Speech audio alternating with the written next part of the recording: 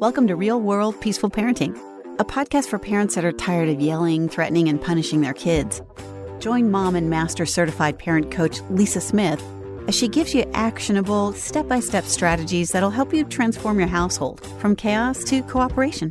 Let's dive in. Welcome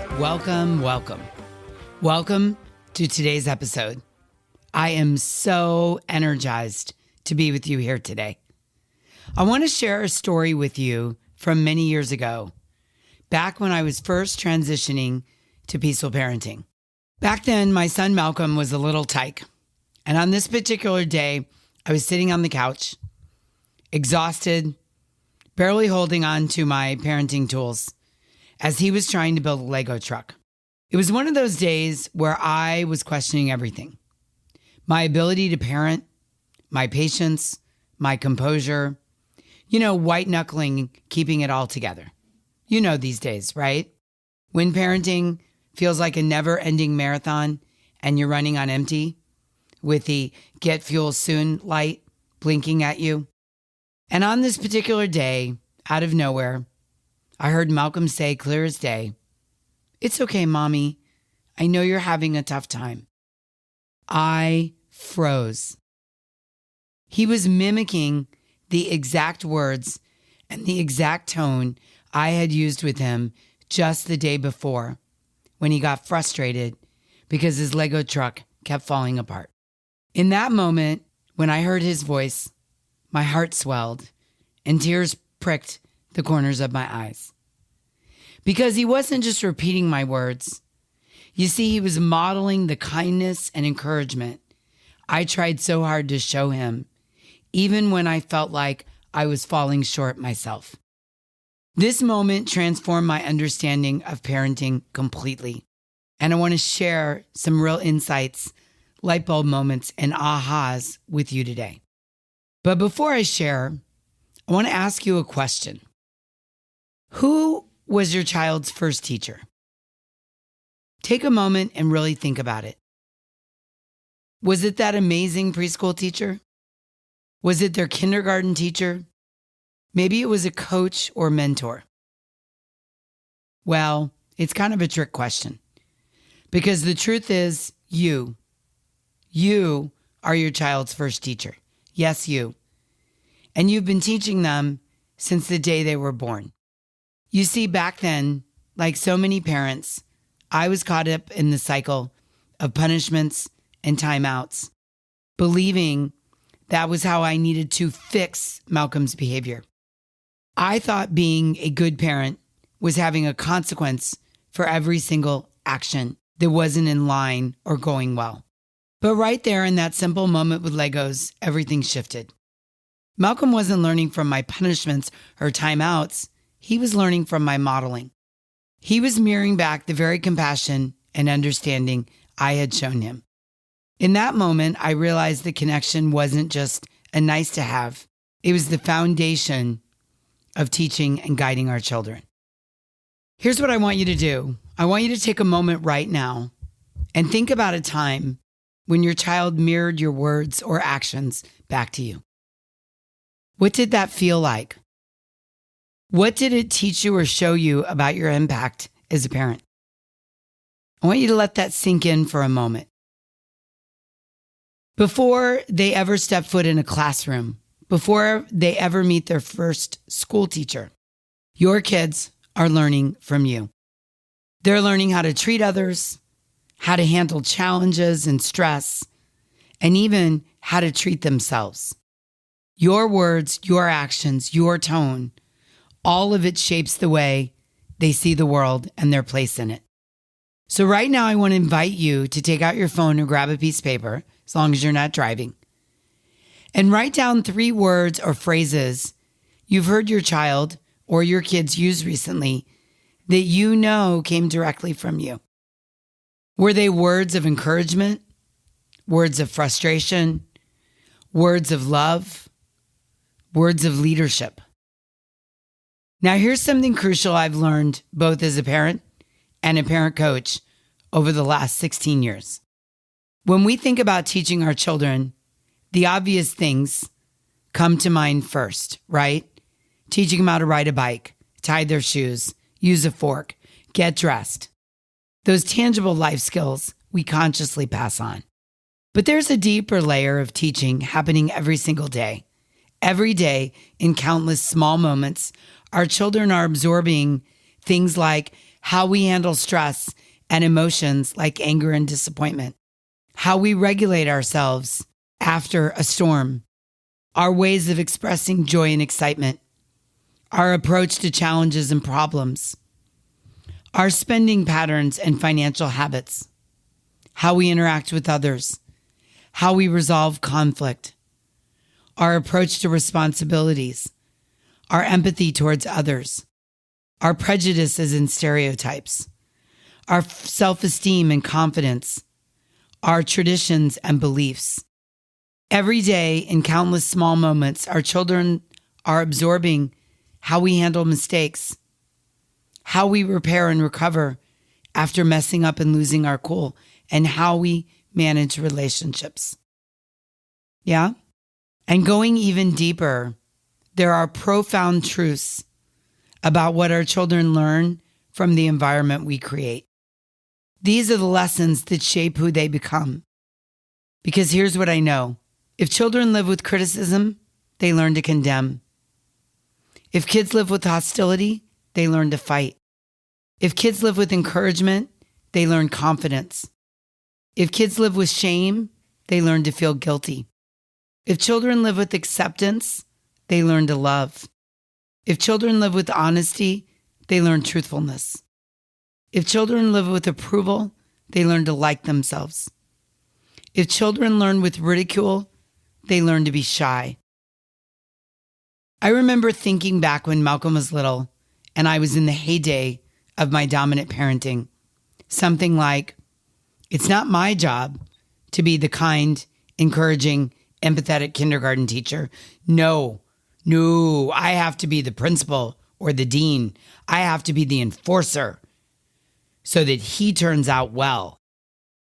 And my thoughts were like, if I don't punish bad behavior, how will he learn? Can you relate to this? Is this a thought or a worry of yours as you listen to this podcast week in and week out? Well, the truth is, what I discovered was actually the opposite of what I feared. When we focus on connection rather than correction, when we guide rather than punish, I know without a doubt that our children not only learn better, they develop the emotional intelligence and resilience they need for life. Let me repeat that again because I think it's too important to skip over. When we focus on connection rather than correction, when we guide rather than punish, our children not only learn better, but it is proven, this is not just the world according to Lisa Smith, it is proven that they develop the emotional intelligence and resiliency they need for life. Yeah? Okay. I want to do an exercise together. I want you to take a moment and reflect. What are 1 to 2 things you want to be intentional about teaching your kids? And just as importantly, what do you want to make sure you're not teaching them? That's a good question, isn't it? I ask that because I want to share something personal with you. In my early parenting journey with Malcolm, I wasn't always clear about what I wanted to teach him, but I was crystal clear about what I didn't want to teach him. And that clarity became like a beacon guiding my parenting decisions. I knew the generational cycles I wanted to break and the patterns I didn't want to repeat. I knew the ways I didn't want him to suffer or doubt himself. I knew with absolute certainty that I didn't want him to hate his body or constantly question his appearance. I knew that I wanted him to know he was worthy because he existed, not because he performed or had good behavior or got great grades.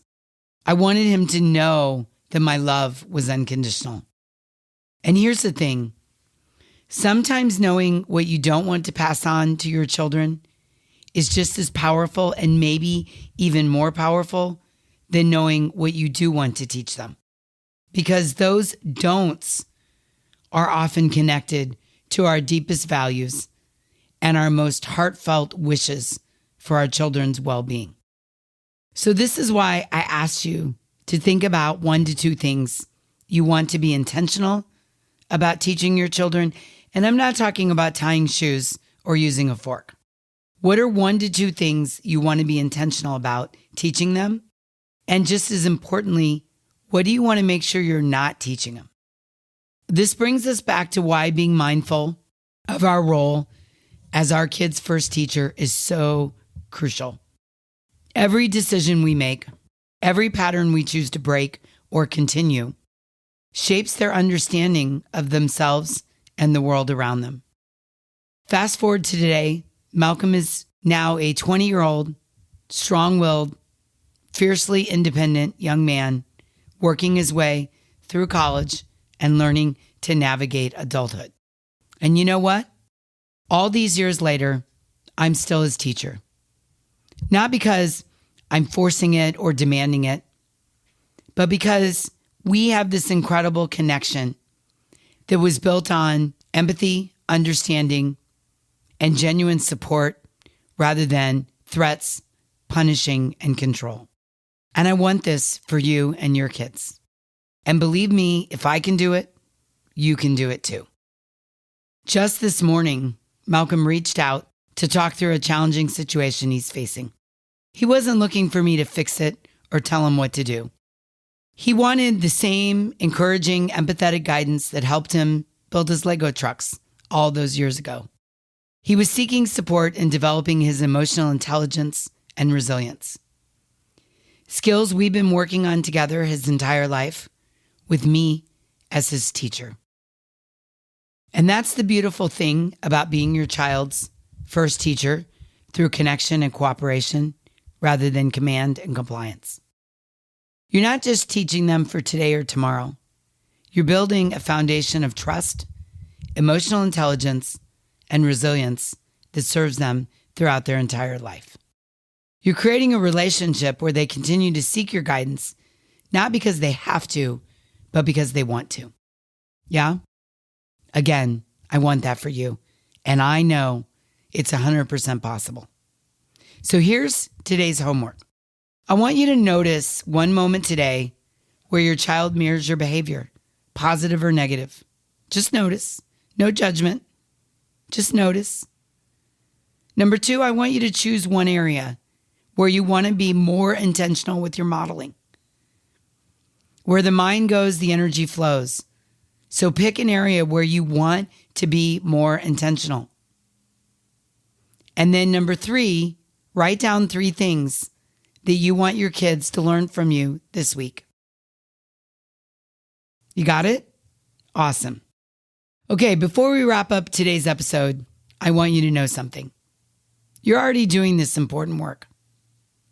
Every day in your interaction, you're teaching your children something valuable about love, life, and resilience.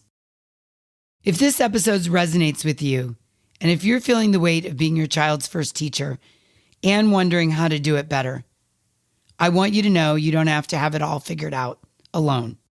I created my membership, The Hive, just for parents like you. Parents who are struggling with getting their children to listen the first time, managing tantrums and meltdowns, reducing the yelling in your home, and building better parent-child connections, especially with strong-willed kids. In The Hive, we focus on practical, actionable solutions to build strong, loving relationships with our kids while also taking care of ourselves. This isn't about punishment-based discipline. It's about connection, growth, and creating a home where everyone feels seen, heard, and valued. Listen, you're already your child's most important teacher. Let's make sure you have the tools, support, encouragement you need to thrive in that role. If this interests you, I want you to head over right now to thehivecoaching.com, where you're going to get all the details, learn more, and have an opportunity to join our community of parents who are committed on the path of real-world peaceful parenting. Come join us. I can't wait to see you there. And until next time, I'm wishing you peaceful parenting. Thanks for listening to Real World Peaceful Parenting. If you want more info on how you can transform your parenting, visit thepeacefulparent.com. See you soon.